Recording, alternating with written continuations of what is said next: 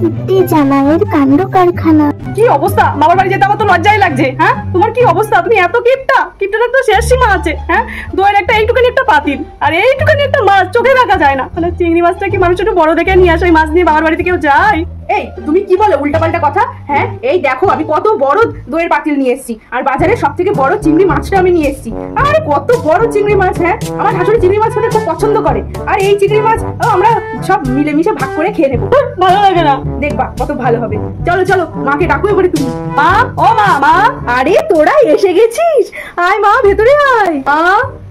এই দেখো মা, তোমার অবলা অবলা জামাই চলে এসছে। দেখো মা, তোমার জন্য বাজারে সব থেকে বড় চিংড়ি মাছ আর হচ্ছে আমাদের ওখানে সব থেকে ভালো দইটা তোমার জন্য নিয়ে এসছি। ও নাকি হচ্ছে অবলা, একটা কিপটে কথা কর, কি একটা নিয়ে এসছে। এর থেকে কি আরো ছোট মাছ ছিল না নাকি বাজারে? তাই দই ছিঁড়ি দেখো। মা, তোমার কোনো কষ্টও করতে হবে না মা, এই দেখো আমি চিংড়ি মাছটা কেটে নিয়ে এসেছি শুধুমাত্র তোমার জন্য। ও, তোমার মনে আছে আমি চিংড়ি মাছ খাই?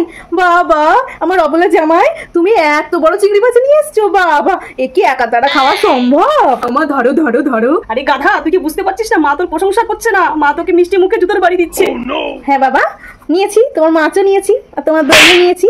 ঠিক আছে, তুমি বসো, যাও, ঘরে চেয়ার পেতেছি তোমার জন্য, যাও গিয়ে বসো, তারপর আমি যাচ্ছি। তুমি কি কি খাবা তোমার জন্য আজকে সব ভালো মতন রান্না করবো।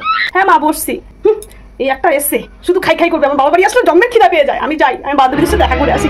শোনো, আমি বান্ধবীর সাথে দেখা করতে যাচ্ছি। আমি এখানে একা একা থাকবো নাকি? তাই আর এমনিও দেখো আমার পেটটা কয়টুখানি পড়ে আছে, কখন খাবো? তুমি একটু মার হাতে হাতে করবে, তা না এখন বলছে বান্ধবীর বাড়িতে যাবে। ও, ওইসব নিয়ে চিন্তা করতে হবে না, মা ঠিক করে নেবে। আমি একটু পরেই চলে আসবো। ঠিক আছে, তাড়াতাড়ি কিন্তু চলে আসা যায়, আমার কিন্তু আবার খুব খিদে লেগেছে। আমি ঘরে গিয়ে বসলুম। বাবা, শান্তি! কত দূর রাস্তা হেঁটে এসছি। ও, আরে শাশুড়ি মা তো। বলো বাবা, কি খাবে বলে ফেলো তো তাড়াতাড়ি। মা, আমার তো বেশি খিদেই নেই, পেটটা তো দেখছেনই ভরা।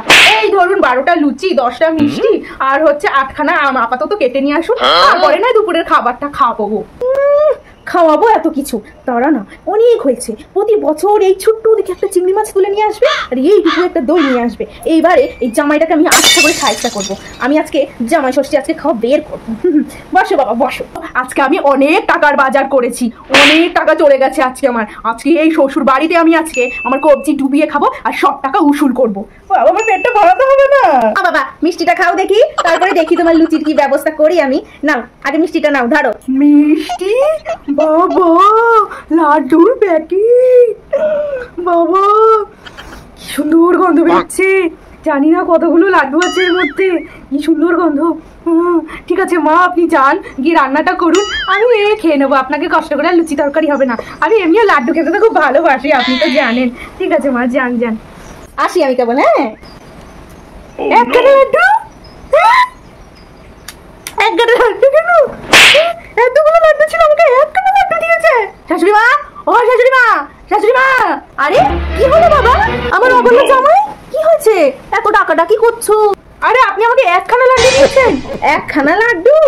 আসলে কি জানো তো, আমার না সকাল থেকে শরীরটা একদম ভালো নেই, মাথাটা কেমন বনবন বনবন করছে, কেমন জানি লাগছে।